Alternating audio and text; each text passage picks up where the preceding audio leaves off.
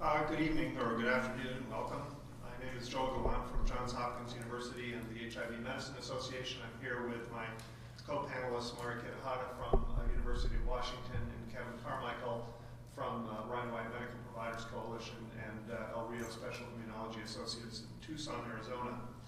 We're here today to discuss essential components of HIV care, which is a policy paper from the HIV Medicine Association and the Ryan White Medical Providers Coalition that's just been published in CID. To give you some background on the paper and why we're here today, the Ryan White Care Act provides medical care, support services, and access to drugs for uninsured people with HIV infection, and it led to the establishment of HIV clinics around the country that provide comprehensive care by clinicians with expertise in HIV management. The multidisciplinary integrated care provided by these clinics has really been critical to their success, and they've become models of high-quality health care for underserved people and for the concept of the medical home. Unfortunately, this model is now in jeopardy, in part because of the current economic climate and in part because of the potential successes of healthcare reform. While decreasing the number of uninsured people in the United States is obviously a highly desirable goal, it could decrease the quality of care for HIV-infected patients if it means moving care from Ryan White clinics to Medicaid-based systems in which care is provided by community health centers without HIV expertise or appropriate support services.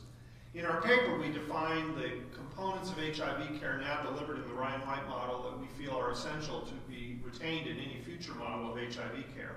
These include routine HIV testing, early diagnosis, care directed by an expert, access to subspecialists with HIV experience, access to HIV medications, support for adherence to treatment and healthcare, and access to social work services, substance abuse treatment, and mental health services.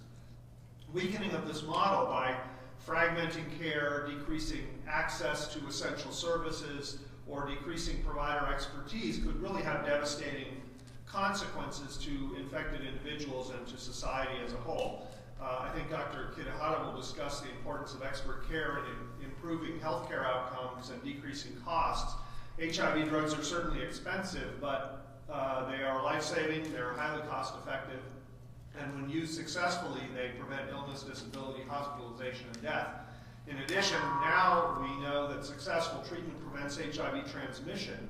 In the recently published HPTN 052 study, treating the infected partner in a serodiscordant couple reduced transmission to the uninfected partner by 96%. So providing quality HIV care to HIV-infected patients is really critical to our efforts to reduce the size of our epidemic in this country.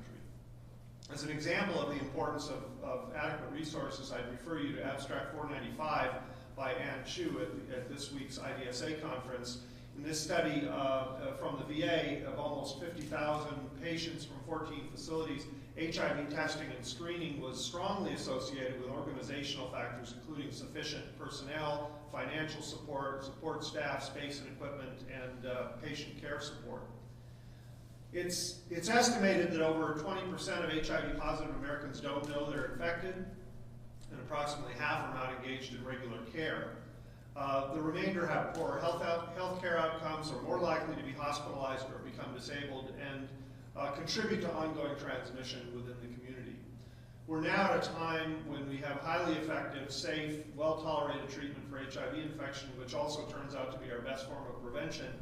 The US data I just mentioned show that we should be expanding our efforts to diagnose, treat, and prevent HIV infection. This is not the time to be cutting back on a model of care that has been so effective.